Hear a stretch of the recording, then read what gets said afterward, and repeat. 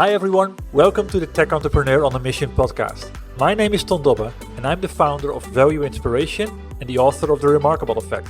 I envision a world where every B2B SaaS startup succeeds because they're creating software that customers would miss if they were gone.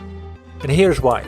Research consistently shows that 90% of all startups fail, and that's bad. What's worse, however, is that 75% of SaaS scale-ups fail, companies that are supposed to have product market fit. Far too few scale-ups create the traction they aspire for and fail for the wrong reasons. And I believe this should stop.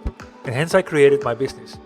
And the goal that I have with this podcast is twofold. First, to inspire new forms of value creation by sharing compelling ideas and stories about the potential that we can unlock when technology and people blend in the right way. Secondly, share experiences from tech entrepreneurs like you about what it requires to create a remarkable software business and how to overcome the roadblocks to do so. The guest on my podcast today is Daniel Erickson, founder and CEO of Viable. It actually came from my time at Gettable, that construction company that I was telling you about. And I spent 4 years there trying to find product market fit and never quite found it. But I did learn a lot about collecting customer feedback, using customer feedback to guide a roadmap. And it just kind of got me obsessed with this idea of using customer feedback to build a really great product. So I started actually looking around on that one and came up with sort of this idea to go tackle that. So the initial spark was actually solving my own problem. And I knew that customer feedback was the best way to improve a product. I actually came across a blog post from Rahul Vora about how Superhuman found product market fit, applied some of those ideas to the system, and then went off to the races from there and quickly realized that this was a larger problem than early stage startups. This is Daniel. He's been active in the software development space since 2006, and he took an untraditional path from most. Together with his co-founder, he skipped college altogether and straight out of high school created a consulting firm in Portland to help early stage companies build their first products, create MVPs, get their first users, and get their first investments. After doing the same thing over and over again for clients as a consultant, he really wanted to dig into a longer-term problem. And being an early member of the Node.js community, where he helped organize a lot of conferences, this got him his first early engineering job at Yammer. From there, he moved to Gettable, where he was the CTO, and to Ease, where he was the VP of engineering. Today, he's the founder and CEO of Viable. Viable is on a mission to help us better and quickly understand what customers are telling us, so we can immediately find the most important things we should be working on. And this inspired me, and hence I invited Daniel to my podcast. We explore the challenges many SaaS businesses face in finding product market fit. Daniel shares his experiences and what's required to do or not to do in order to achieve this, whether you build a product from the ground up or evolve an existing product. He also shares his experiences that not every product is fit for a product-led growth approach, and what it takes to spark adoption and to grow meaningful traction. Last but not least, he leaves his view on what it takes to build a software business the world talks about. By listening to this podcast, you will learn 4 things. Firstly, that it can take years to find product market fit if you are not making some critical choices. Secondly, why it is way easier to design and build a remarkable product when you got a very specific user in mind. Thirdly, how to create products that create jaw-drop moments every time you demo it. And fourthly, that just solving a customer problem doesn't mean you're going to have a product that grows. Well, hi Daniel. Thank you for being a guest today on my podcast. Thanks for having me.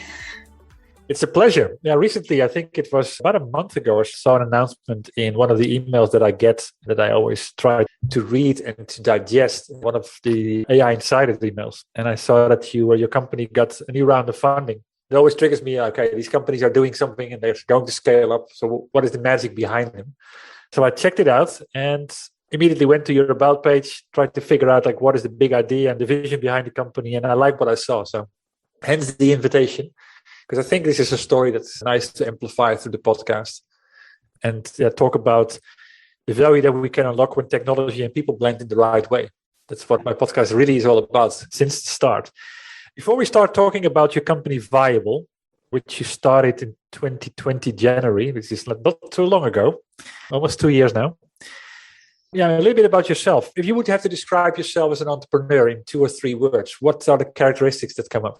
Sure. So I would say that I specialize in taking highly technical things and turning it into an experience that anyone can use to achieve a goal.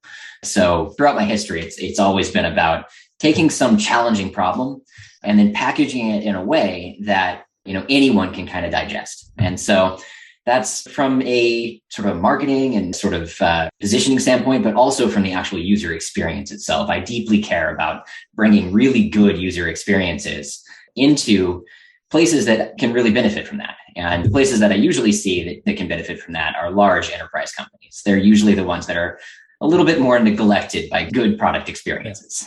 Yeah. Very well. Yeah, exactly. Yeah, I mean, that's a skill and it's an art in itself. I like that skill. Possibly it's something that I would always also say as a skill that I got myself. But that's a completely different story. So, yeah, I mean, what is your passion here? And why is that drive so big to turn technology into an experience? Yeah, so I think that there's a lot of value to automating things. There's a lot of things that humanity has traditionally done in a very manual way. And technology is all about giving people more and more time to do higher and higher leverage tasks. And it started all the way back at agriculture and went through the Industrial Revolution and then, the internet revolution here, the digital revolution. And I really just see this as a sort of continuation of that, really pushing humanity towards the sort of more high, like I said, higher leverage tasks. So instead of doing the things that are just repetitive and monotonous, I really want to help people get to these more strategic things and really to push things forward there. In my past, I started off helping really early stage companies build their very first products, kind of doing the ideation phase and things like that. I'm an engineer by trade, so I build things, but quickly got into the enterprise social network area with Yammer and really tried to push communication forward, because communication is another one of those things that can unlock these sort of high leverage tasks. And then quickly switched over to construction tech from there, because they were a really neglected sort of industry when it comes to tech. Sure. And then actually most recently, right before I started Viable, I was actually in the cannabis industry, helping modernize and bring in cannabis delivery. So I was with Ease. Wow. Okay. That's kind of a story, a story in itself. So talking about your company Viable, what is the big idea behind this? And what is the big problem that you're solving here? Yeah. So turns out 80% of the data that companies collect is unstructured text. It is just a bunch of written word. And historically, written word has been really, really difficult to work with from a computer standpoint, right? Computers have had troubles sort of understanding that kind of thing, which meant it was a hugely human task. We talked to a bunch of companies that had product operations teams or customer experience operations teams that were, trying to pull in a bunch of data and then manually tag it with features and pain points and sorting people into personas and things like that. We talked to a few companies that were literally spending dozens of hours a week just manually tagging data with, whole teams set up to do this. And turns out, starting in about 2019, late 2019 and early 2020, NLP technology had just got to the point where it could rival humans at that task. And so it was sort of a timing thing for us. We just realized that there was this massive task that was already being done in the enterprise that needed to be, simplified and made more efficient. We started off actually at the early stage. When we first started the company, we called ourselves Viable Fit. It was actually targeted at very early stage companies, pre-product market fit, to help companies find product market fit. But obviously that's a fairly small market, not a lot of money for pre-product market fit companies. But we quickly realized that there was a huge use case for this up market in the sort of medium to large company size. And we moved away from the product market fit thing fairly early and went straight into the helping enterprise companies really understand their customer and understand how their customers' thoughts and words can affect their company strategy. Yeah, exactly. Well, I mean, you're talking about automation, and what I see is that you're doing a lot of analytical things. I mean, we'll talk about it later on. Isn't your story much more about augmentation of people? I would say yes. Yeah. When I say automation, I think of automation as actually almost an extension of ourselves. It's like when you hop in a car, right? When you're driving the car almost feels like it's a part of you, like you're moving around in traffic. And when you turn, it's almost like you're turning, while you're walking or while you're running. And I get that same feeling from automation, right? From giving myself sort of these augmented, or my customers, these augmented capabilities that, would normally take a lot of manual work. So what we do is, we augment these voice of customer teams, these product operations teams, to free them up from that sort of like that difficult task that they have to focus on the really strategic stuff, like understanding where those gaps are in your product and routing the right feedback to the right teams, things like that. Yeah, it's really in that, like giving the right type of insights so that 1 + 1 equals more than 2, 3, potentially. So what sparked the moment where you said, okay, seen it's a big problem, we need to do something about it? Yeah. So like I said, what brought us in here was actually the product market fit problem. And that's sort of like what started this whole idea of collecting customer feedback and structuring it. And it actually came from my time at Gettable, that construction company that I was telling you about. And I spent 4 years there trying to find product market fit and never quite found it. But I did learn a lot about collecting customer feedback, using customer feedback to guide a roadmap. And it just kind of got me obsessed with this idea of using customer feedback to build a really great product. So when I left Ease and I knew I was going to go back to the early stage, either as an exec myself on the technical side or by starting my own company, I knew I was going to have to tackle that product market fit problem. So I started actually looking around on that one and came up with sort of this idea to go tackle that. And then the market actually dragged us in the direction of, up market, up towards the enterprise. So the initial spark was actually solving my own problem. I knew I was going to have to solve the product market fit problem at some point, and I knew that customer feedback was the best way to improve a product. And so I just kind of looked at that, and we were, toying around with a couple of different ideas. I actually came across a blog post from Rahul Vora about how Superhuman found product market fit, applied some of those ideas to the system, and then went off to the races from there and quickly realized that this was a larger problem than early stage startups. It was actually a problem that every single company can, do well to solve. And so we just expanded from there. Sure. Yeah, exactly. And you can possibly do it launch by module by module. You can have that same journey again. Yeah. Very interesting. So what do you believe is the potential if we get this better, we get this right? Well, I think what we're really truly building here is an AI analyst. This is not just a tool for analysts to use to go in and dig into the data. What we really are trying to build is another team member for you. When you get Viable onto your system, we actually really do think of Viable as an augmentation to your team. In fact, we go so far as to provide a Slack bot where you can literally @mention Viable, ask a question, and we'll give you a summarized answer to that question. It's just like asking an analyst in your company, but you're asking us instead. And that's 100% automated. There's no humans in the loop or anything. So I think what we're going for here is, like I was saying earlier, our goal with Viable is to deliver the right insight to the right person at the right time. Now, that means a couple of things. So one, sometimes the right time is when you ask, right? So you've got a question, you need an answer. Yep. The right time is now. Sometimes the right time, though, is when something unknown pops up within the data set. A new complaint pops up that the company has never seen before, or a compliment is growing so that you're sort of seeing a benefit that you've added to your product sort of grow within the user base. So sort of alerting on those things, I think, is a good direction for us. But overall, once we've solved this problem across the board, I think we've freed up teams to really understand their customer and to really elevate the voice of the customer. Yeah, and that will lead to better products. That will lead to better not just better products, better customer support processes, better sales, even marketing. Yeah. All of these things can get augmented by the customer voice. Yeah, exactly. Yeah, it's so true. And it's everywhere these days, So going back to the moment that you started the company about 2 years ago, starting in a market that is, NLP in itself is like, of course, a huge technology domain. And then, of course, there's plenty of those companies that have been pioneering employee feedback, customer feedback, product feedback. I'm talking about the Qualtrics and the Medallias of this world, the Pendos. Pretty brave to kind of start in that space, or did you kind of take out and kind of focus on a particular niche area there? Yeah, so we started on this space because it's a really big problem, and we think that there's a lot of room here for different types of solutions. And we actually think of ourselves as living alongside all of those companies that you just mentioned. Those companies focus on collecting the voice of the customer, so basically collecting that text. What we focus on is analyzing that text, and so we think that there's a niche in the market there that really has been sort of unexploited. And It's similar to actually just a few years ago, really a decade ago or so, when product analytics were first coming in, right? We had Google Analytics for a long time. And then we had Mixpanel, Amplitude, Heap, a bunch of these data companies that were coming in and trying to help product teams use this data in a better way. And that's our angle as well. We're kind of jumping in and we're starting with product teams here and really helping product teams understand their customer and understand how to improve their product to match those customers' needs.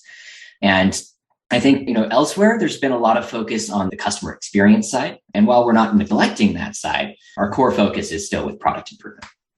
Did you have any particular reason for kind of making it really, narrow, but still to making it really narrow?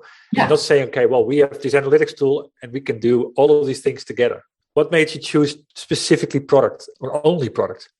Sure. So products are much easier to design and build when you've got a very specific user in place. And generally speaking, if you're trying to solve a lot of people's problems, you end up solving none of them really well. And so we had to pick somewhere.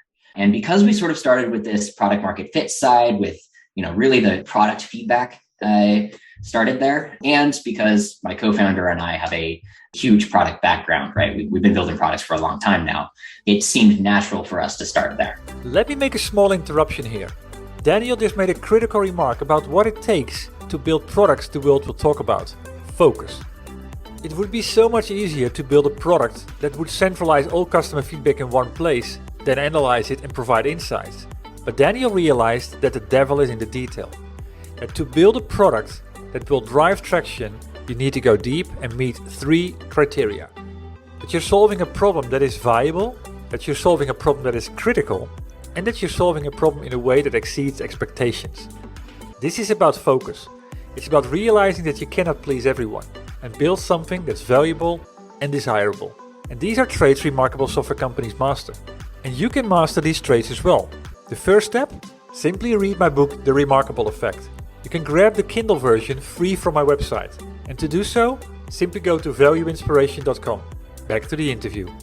But like I said, we're just starting there. We're already expanding into a couple of other places as well. So that's a good thing. And I completely agree with you. If you try to please everybody, you please nobody. And it's the chapter 1 of my book. So one of the things, talking about product strategy, that choice to go only product, did that lead to making you say yes to specific technology choices and maybe like a big no to other technology choices? How did it help you in your product strategy? Yeah, sure. So the product did take shape around sort of solving this need for product teams. It kind of came out of understanding the needs of product ops organizations. There's this new sort of team that's sort of forming within companies right now called product operations. Really, it has only been around for about 5 years now. Before that, there were sort of inklings of that being done all throughout an organization, but it was never really formalized. And turns out there's actually a lot for product operations teams to do. They tend to have to aggregate all this data just like our system does. They have to do a lot of sort of that manual tagging and things like that.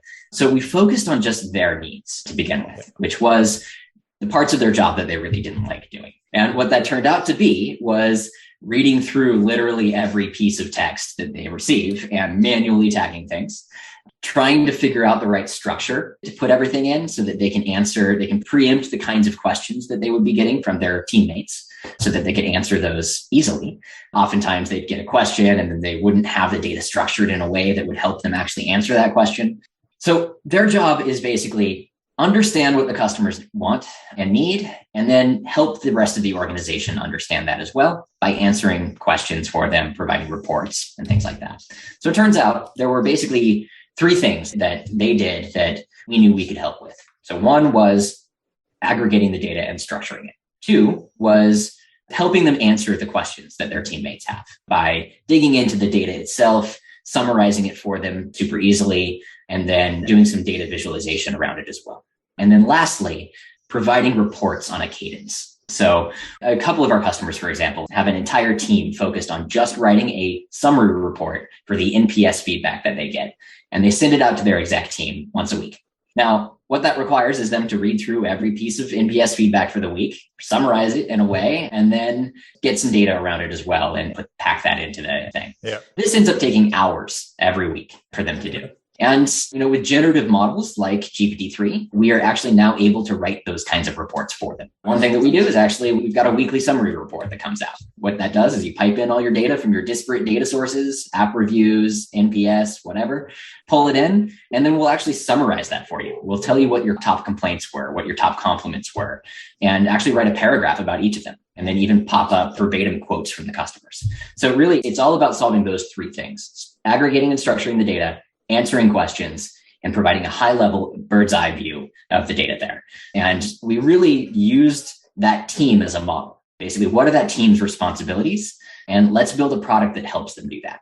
Yeah. So what was the decision that appeared to be really important for the success that you have right now? Yeah. So I think the biggest learning that we had, actually, when we first started, it was all about just those first two. So the aggregation of the data and answering questions in sort of a one-off way. We found that that was really good for any sort of thing that you knew that you didn't know, right? So for example, like, I know I've got a problem in our onboarding. Let's ask Viable, how can we improve our onboarding, right? And we'll go through and we'll find all of the pieces of feedback that is about onboarding. We'll summarize it in a way that answers that question and sort of show you all the verbatims below that. But that's only half the story. I call that sort of pull, right? You're pulling the insights out of the data set. What we needed was push. There's a lot that you don't know about what's in that data set. So the unknown unknowns were a piece that was missing in the very beginning. So we needed a way to expose our customers to those unknowns and really get them aware of what's going on there. And that's where we came up with this idea of those weekly summary emails. And that's actually been the biggest thing to unlock the value of this data, is to just give a nice pulse of the customer, once a week or once a month or whatever it boils it down to for the amount of data that you're getting in. And, really just show exactly how that data is changing over time. And it just gives teams a really good way of digging in. In fact, so much so that we've expanded on that and we're starting to build out these custom reports. And the vision here is that every single team within the company should have at least one custom report that they're getting on a weekly basis to help them connect with how their team can affect the customer experience. And so, our main summary is really great for executives. CEOs of these larger companies tend to be fairly removed from the direct customer feedback that they're getting. And it's really tough for them to stay on top of that stuff. So, the more generic summary is great for that sort of high-level exec team. But then we could break it down and say you're like a clothing manufacturer, a retailer brand kind of thing. You might have a women's department and a men's department. So you want feedback about the women's stuff in one report and the feedback about the men's stuff in another report, right? And so we're breaking it down, and we almost think of it as like being able to provide a single report for each team within the company. Yeah, that makes, of course, that's where you get really specific, and you make it super relevant to what's really happening. Exactly. Otherwise, you're blurring things. You're taking it to a more generic level. So what has been the hardest nut to crack in this whole journey for you or for your team? So we're dealing with a lot of data here. When you get to large scale, you're getting gigabytes and gigabytes of data just from single customers. And so really building a structuring engine that can quickly identify the themes in the data, quickly tag things with topics, sentiments, emotions, was really the big thing here, the hardest problem that we tackled. And really, defining sort of how all of this stuff gets structured in a way that can be used in the future to do those reports and to answer those questions. So the secret sauce there is really in that sort of series of NLP models that we've developed to really structure that data in a way that is super fast to work with later on. Yeah, I can imagine, because this is such a rapidly evolving area, and you're making product choices that can hurt you at some point in time. So getting that right. We're literally on the razor edge of NLP right now. We're right up there with some state-of-the-art models that we're developing internally as well. It's a really hard, big, sort of meaty AI problem. It's been really fun to tackle. So, what intrigues me in this case, how do you make choices in terms of what you develop yourself and what you outsource to other parties? For example, this whole NLP is, of course, quite broad. Do you develop all the NLP engines yourself, or do you source them from someone and enhance them? No, we actually use a combination of those, right? We have some things that we've developed in-house, and that's for some of the more sort of very domain-specific things that we're doing. But, like I mentioned earlier, we are also using off-the-shelf things like GPT-3. OpenAI actually has been a great partner for us. We've been working with them since June of 2020. So basically right when GPT-3 first got released. we've been working really well with them on that. They help us with the generative side. So writing up those reports, answering the questions themselves, translating plain English questions to complex queries. All of that is done by software that, we didn't build ourselves, but it's augmented by software that we did. So say I don't have a build or buy. Like I'm not specifically like build everything or buy everything. I'm use the best tool for the job. Sometimes that's something we build. Oftentimes that's something that we buy. That's the right way to approach it at the end. Sometimes you need speed, and sometimes you're saying, okay, well, this is something that really adds to the differentiation or the defensible differentiation that we have to build ourselves as our own IP. Exactly. And maybe others are better at it. Yep. Of course, when you ask a developer, it's like, okay, this is a cool thing to develop. Let me try do it better. Right. That can be costly. So what did you learn talking about then? Okay, the product is there. It's got this engine. It's got the focus on helping to build better products for your customers. Mm-hmm. What have you learned selling this? And what has been most important about that? Yeah, so my co-founder and I don't have a sales background. We're builders through and through. So early on, it was a lot of sort of get them on a free trial, get their data in, and then like let them sink or swim. And we've actually learned that that is not the right approach for this kind of thing. Normally, and actually, both of us have a background in more sort of product-led growth, sort of self-serve, the Yammer model, basically. That's where we sort of cut our teeth. And so, but that doesn't quite work in a highly data-intensive product like ours. So ours requires us to talk to people because, we're pulling in sensitive data, right? It's customer feedback, it's support data, things like that. And we really want to make sure that we are guiding our customers through and making them really comfortable with the product and everything there. So when we first started, like I said, we just sort of like dropped them in the deep end and hoped that they would get it and they would go through. But, we ended up having problems getting data in. And so over time, we've learned how to sort of guide them through that process. We start with an initial conversation where we show them the demo, we show them the capabilities of what we do. We then help them actually figure out what the best data to start with would be. Yeah. We, get them in, we help them make sure that it's formatted in a way that helps them answer the kinds of questions that they want answered and, segmented in the way that it can be segmented.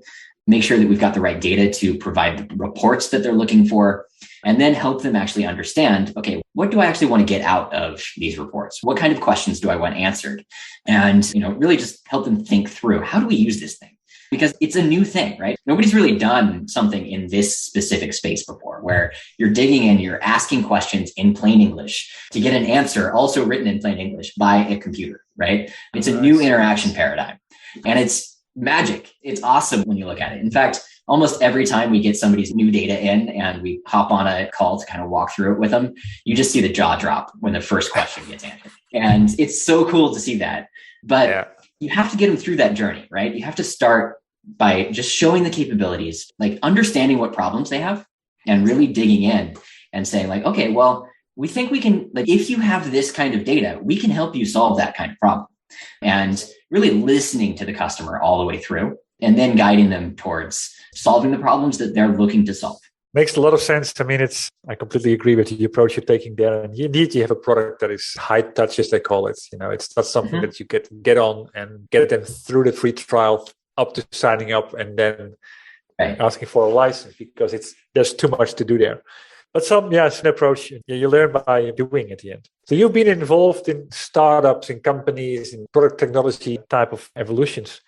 I wrote a book about the 10 traits that define remarkable software businesses. And you've already mentioned a number of pretty big names where you've been involved in. So what do you believe is the secret to building a company that customers just keep talking about? Yeah, so I think that the number one thing is building software that customers love. And the way to do that is to listen to the customer. I know that sounds probably a little redundant with the actual product that we build, because that's what we do. We help you do that. That's what you do. But that's the whole reason we started this, is because we saw over time, the best way to build a really great company is to be customer obsessed, right? And it's the Amazon's number one core value, be obsessed with the customer. And the way to do that is to listen to them, to understand their needs. It's not like have your customers guide your roadmap directly, not one of those where you pop up a roadmap and have them vote on the features or anything like that. There's still product management is still very important, but getting access to that is getting the entire company to be focused on the customer and to in every single decision that they're making across the board, from not just product, but also sales and marketing, customer support, HR even should be asking themselves, how does this decision affect the customer? And then you just do whatever's best for that customer there. Well, making sure that your company can survive. Well, you make a very good point also about that it's not only about the customer or the product department, it's all about the other departments as well, and the decisions they make and how they affect the total product experience. Exactly. So do you mean is a tool also a very good one to align an organization around how we're doing together? Definitely. That's why we started at the top with the high-level summary email, because everything should tie into that. When you do a custom report, that's going to be sort of a subsection of what's in that main report there, which means, you can tie your results all the way back up to the top of the company and understand how your team affects the overall. And that's our goal, is to make sure that, we can really tie those things together and ultimately use this as a way of having your entire company be obsessed with those customers and really make the right choices for them. That's a nice vision. That's a nice mission to be on. And let's say, I understand why the growth is coming, where it's coming from. So from the key lessons that you've learned so far, being a CEO of the company, the tidbits of wisdom that you've gained over time, what would be a do and what would be a don't if you had to give some advice to people that aspire to do the same? Sure. So for a do, I would say, I'm going to take a little departure from the customer feedback side of things for this one, and trust your team. When you're hiring people, make sure you're hiring people who have the same values as you, who want to achieve the same goal as the company, and then let them run with it. I think that being too top down is detrimental. And, one of the reasons for that is the person at the top of the company is not as close to all of the problems that the company needs to solve as the people who are there to solve those problems. Sure. So the right thing to do is to let them solve those problems in the way that makes most sense to them. On the flip side, on the don't side, I would say, don't do the field of dreams, which is don't think, build it and they will come. Just solving customer needs doesn't mean that you're going to have a product that grows. You need to go find the customers. You need to go actually talk to them, bring them in, help them understand how you can help them. A product doesn't just grow itself. Marketing has to happen too. Exactly. Wise words. So, we're getting towards the top of the hour. So what is next? Where do you want to take the company in the next 12 months? And what is this big strategic thing you have on your desk at the moment? Yeah. So over the next 12 months, it's all about growth for us, as well as sort of investing in that report infrastructure. Like I said, right now we've got that high level company summary where we can give you a good view of what the customer feedback looks like. But over the next 12 months, that's going to get more and more specific and more actionable. And what that means is we're going to be breaking it down and providing many, many different kinds of reports for different teams. A report for the product operations team to help them figure out how to improve the product. A report for the customer experience team to figure out how they might change some of their customer support processes to better support the customers or better answer questions. A way to help sales and CSM organizations understand what their specific customers are complaining about or are loving about the product so that they can engage them in more authentic and sort of personalized ways all the way through. So basically breaking it down team by team and really understand how can we help this team better connect with the customer. Makes a lot of sense. And I like the structure there. It's going to provide you with more angles into the different organization. We've got years and years of work ahead. Yeah. This is not going to happen by itself. So thanks for sharing the story about the company and how it's evolved so far to where it is. Where can people go and find out more about Viable, and how can they best connect to you to say hi? So go check us out at askviable.com. We've got our website up there and a nice little sign up form to pull in for a demo. If you're interested in doing a demo, happy to hop on with you. The best way to contact me specifically would be specifically my email address. So dan@viable.fit. Good. Well, thank you very much, Dan. I like the story and the anecdotes behind it. I love the big idea. That's the first thing, of course, that triggered me to invite you. Thanks for sharing the knowledge and the wisdom about certain areas. And good luck with growing the company. Thank you. And this ends my conversation with Daniel. I hope you enjoyed it. And if so, please leave a review on iTunes. And if it inspired you, please share it with other tech entrepreneurs on the mission that you have in your network.